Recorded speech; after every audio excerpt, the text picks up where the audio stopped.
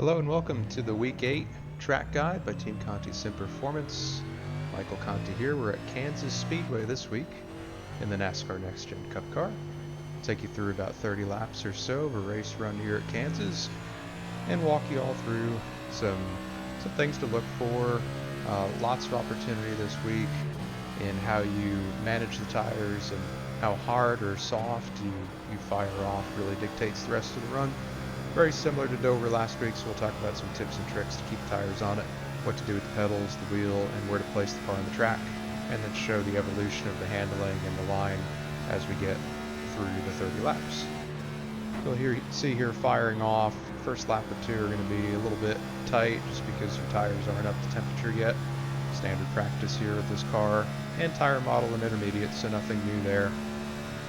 You'll see at both ends of the track a full lift. Some laps early on here, you'll probably see that brake light up just a touch on entry. A little bit of brake goes a long way in getting the nose to plant. Gives you a little bit of additional grip as you're turning into the corner. So a little bit of brake doesn't hurt, but not absolutely necessary. Up to you. And then getting back in the throttle center off, you can see not committing to it fully all at once. Not a light switch, definitely a gradual increase in throttle right there. First input's probably about 50-60%, then it just slowly grows from there until I commit to full throttle past the 3/4 mark. Could I go full throttle sooner? Absolutely, but what would that be at the expense of? A couple things: tire temperature, tire wear, because tire wear is an output of temperature, and overall run time. If I really scrub the right front or right rear this early in the run, it's going to really accelerate the fall off, and I will not be able to get that time back later. It'll just continue to get worse.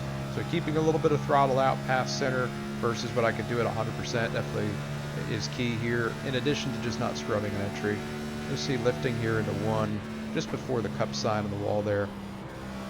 Lots and lots of free roll, getting down to the bottom and putting that left front on the paint to help turn, and to really give you guys a good visual on what I'm talking about here. Let's go outside the car for a second. There we go. As you can see, I'm still in my identity crisis mode here. I don't know what paint scheme to run, so we're Kyle Larson this week. So here we go. So into turn one, lift before the Cup Series sign, and then left front is going to be all over that white line. Oop, not that button. This button. There we go. And you're going to use that to essentially pull the car around the corner. That paint's got a little bit of different grip characteristics, I guess you could say. Maybe it's just a bit grippier overall. It just really helps keep the thing planted on the bottom. You can see not a whole lot of wheel input here as I pass the center of 1 and 2. And I'm just able to walk the car out to the wall without scrubbing the fronts too much. Using that paint really takes some pressure off that right front. It kind of does the work of the front tires for you if you hit it right. Staying outside the car here for another set of corners into turn 3. Really going to dissect this here while we're outside the car. I can see everything. You can see, I'm still full throttle here, but I'm going to start turning off the wall pretty much in the middle of the American Ethanol signage there on the outside wall. I'm starting to pull off the wall, not necessarily turning, just kind of easing it down the track, but still full throttle for quite a bit of time. Start lifting here just before the driving experience gates. So if I refer to gates, I'm not talking about like a gate out here. I'm talking about the 2 white dashed lines in the track. When you're doing your driving experiences around these tracks, that's where the instructor wants you to stay within. I know that from experience, and I did not listen. But for the purpose of this training or video, we're not necessarily aiming to keep the car in between the gates, but it is a good marker for when we should lift. So we're lifting about 3 car lengths before. You can see I'm just starting my initial lift here into turn 3. Straddling that top gate with about the right third of the car. Lift off the throttle, and it's not a quick lift, it's a slow, gradual lift, especially early on when you've got a bunch of grip. And then you can see right here, it's especially clear when we're outside the car, so I'm glad we're in the third person view here, you can see this seam that runs about, call it a tire width off the white line. The difference in the amount the car turns between having the tire below the seam and on the line versus having the tire above the seam is really noticeable. It's a very noticeable, a very measurable difference.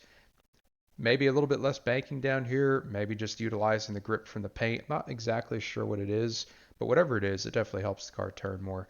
So you'll see I'm going to get down below the seam, and even while I'm still turning down the track, I'm starting to just play with the throttle a bit, testing the waters to see if I have good front grip. You'll see we get down below, there we go. So now below this first seam and just starting to touch that white line. Really helps the car turn, just like 1 and 2. Very line sensitive though, this track.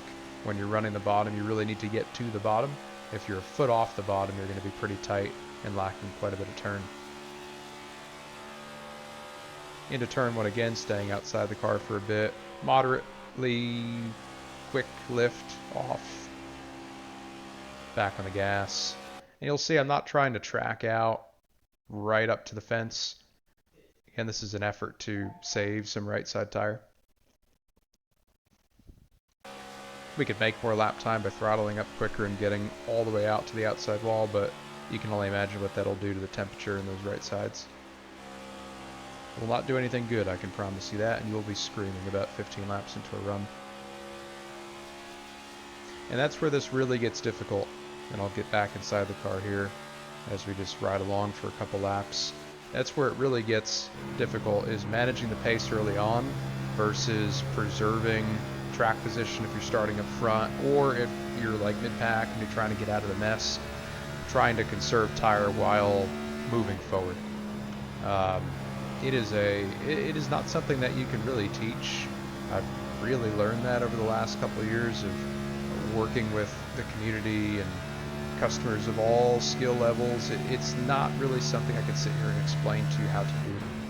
There are things that you can do to save tire, and we've talked about many of them already, but how do you then implement that while you're in the heat of the battle, trying to win a race or run up front or make up positions, whatever your objective is right there? How do you balance that with not burning the tires off of it? And ultimately it comes down to practice, practice, practice. Find that pace that you know you can run early on that isn't necessarily all out 100%, but still makes decent lap time while keeping the tires on it. Finding that pace outside of the race. The time to find the pace that works for you and to keep the tires on it, that time is not the first run of the race. By that point, it's already too late. If you figure it out in the race, you're already going to be so far out to lunch that it's not going to make a difference. And then you're going to have to try to do it in the next race, and as we know, weather changes, tracks change, conditions change, so it's not really easy to just figure it out in the middle of a race. So practice, practice, practice. Find a pace that works for you and stick to it.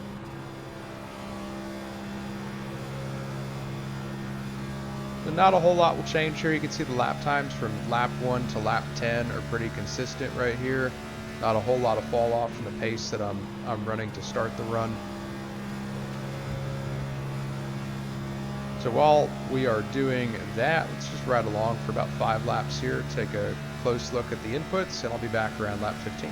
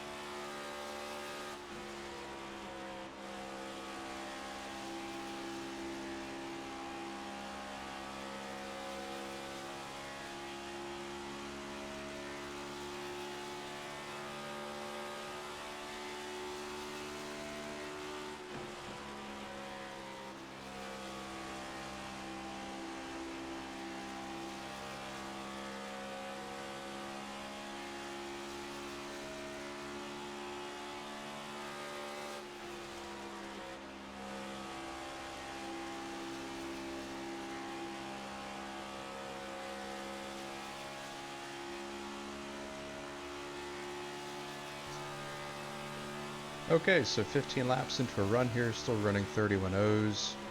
The fall off will start to increase here past lap 15, but as long as I've taken care of my tires early on, which I've done a decent job of in this run, it'll be just a slow progressive fall off. It won't be like hitting a cliff or anything. If you hit a cliff and you start hemorrhaging lap time all at once, you know that you've really angered one of those right side tires.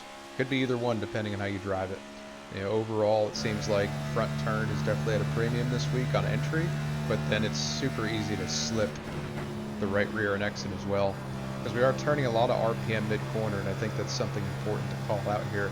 I'm sure most of you have already noticed, but if you haven't, we're running 4th gear all the way around this place. And we are really, really close to hitting the limiter at the end of both straightaways, but mainly the front stretch. With the new NASCAR gear rules, it puts us in a box to where either we have to really try to, range out what we've got with one gear, or shift every single lap throughout the race. And it'd be a super quick shift too if we were running a 5th gear main setup with a 4th gear corner. So we've elected to go with a 4th gear setup. With that being said, in draft or in fast track conditions, you're probably going to have to shift to 5th down the front stretch, definitely, and then back to 4th in the corner. But moral of the story is we want 4th in the corner because it's going to turn more RPM, and we need that RPM to get the thing to rotate, but then to also accelerate off the bottom. If you were to keep it in 5th and not shift, you'd be so bogged down that it'd be impossible to make any time with. So with being in such a small box, it puts us in a weird spot in the RPM range. It will get better as the run goes on and the lap times fall off. And again, fast track, new tires, plus draft, and if you end up running the top, which just organically creates more momentum, which creates more RPM, more speed. 5th is going to have to be used down the straightaway at the end of the straightaway, but then right back to 4th in the corners. But for the purposes of this run by myself here, running the pace that I'm running, and just even if I ran all out, I still wouldn't have to shift. I could just keep it in 4th. Nice and simple. No shifting. No shifting at a simple intermediate. How it should be. Coming to start lap 20 here, you'll see the lap times have started to fall off down into the 31.2s now. About a quarter second off of the fast lap of this run. Still concentrating on keeping the car in the bottom. The next lap, I'll start to move up to the middle in 1 and 2 to just generate a bit more momentum. Helps rotate in the center a bit more, utilizing that couple extra degrees worth of banking that the middle has. So we'll start to move up in 1 and 2. I'll keep it on the bottom in 3 and 4 though. Back outside the car here. You'll see approach has changed. Not trying to hit the bottom. Want these left sides just under the hash marks. Enter just on them or a little bit above, cut down below in the center, and then exit as straight as possible, again without scrubbing the right sides. Still same line down in 3 and 4. Left front below that seam on the white line if possible. I've had some people ask, actually had a couple ask in our fixed to fast session last week when we were at Kansas. They asked, why don't you use the apron on your longer runs? Really good question. The apron just puts extra energy into the tires when you hit the transition from track to apron then back to track. And name of the game, as I've preached in this video and almost all of the others, is to keep energy and load and temperature out of the tires. So staying off the apron for most of the run helps with that. Albeit it's pretty minimal, but every little bit helps. I'll make a hypocrite out of myself in a couple laps when I start to use the apron for the last 5 laps of this run. But at that point, 25 in, you're pretty much, you've got what you've got. If you've managed the tires, great, you're good. If you haven't, you haven't, and you're screwed either way. So starting to use the apron later in the run when the tires have already kind of settled in, if you want to just call it that, it's not as detrimental to doing it early in the run when the tires are still coming up to temperature and pressure and they're still in that conditioning phase. Very easy to slip the right rear by utilizing this second lane here, because as you cross over into the first lane, sort of de-wedges the car and puts it on the right rear. So just watch for that. Watch for that rear slip if you're running anywhere, but especially middle and top. The notes say very specifically to not run the top at any point, and I stand by that. But with the dynamic track system at work, especially in the hotter sessions, your bottom's going to get rubbered in and get greasy and bad. The middle, I would assume, will get bad at some point. You're probably going to have to run the top, but just try to minimize it. It really does a lot of damage to the right rear in particular. Can make some great lap time, and that's where you want to run in qualifying, is right along the top, but in a race, try to stay away from it if all possible. So now we'll start to use the apron here, just to cut a little bit of distance off, preserve some lap time as we get to the end of this 30-lap run. Go back inside the car here for the last couple laps. You can see now I'm tracking out all the way to the wall. Really don't have much of a choice. The grip is faded away. Have to use the entire track to make lap time. Not really trying to save at this point. If I was in a race and I had to go 50 or 60 laps, probably wouldn't drive it this hard right now, but knowing that I'm done in 4 laps at this point, I know that I can really give it all it's got.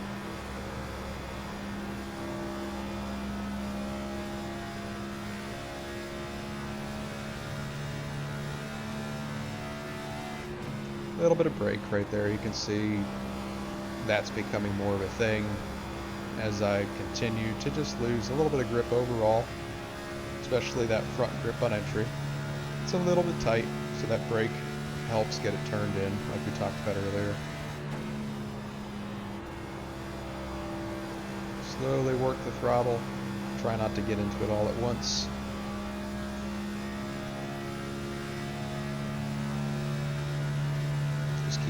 Just keep saying to yourself, don't slip the tire, don't slip the tire, don't slip the tire. If you have to ask which tire, all the tires. Don't slip the tires. 2 laps to go here, still in the 31.6s. If I remember correctly, I step on it off at 4, so please ignore that. But it's a good lesson in what not to do. That wall off of 4 really comes up quickly, especially as the safer barrier ends. And when you're coming off the bottom, it's very easy to misjudge and just clip that right rear. Let's see if it's this lap. Yes, it is. Boom. Little hit. No harm, no foul, but try not to do that in your race. Enough of those and you'll hurt something for sure. Last lap here.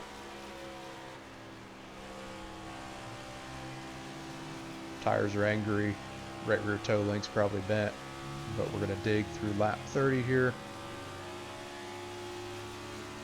A little bit of brake in 2, 3. Left front all the way in the bottom. Much better job of being disciplined and keeping it low. Much better exit. No wall contact this time. Bring it down to the apron and complete 30 laps at Kansas.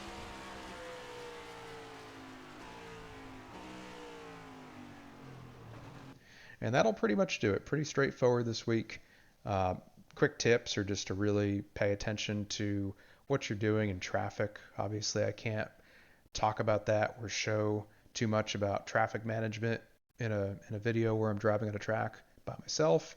But what I can tell you is to make sure that you're keeping clean air on the nose. Keep that left front poked out throughout the corner to allow that clean air to hit the nose of the car.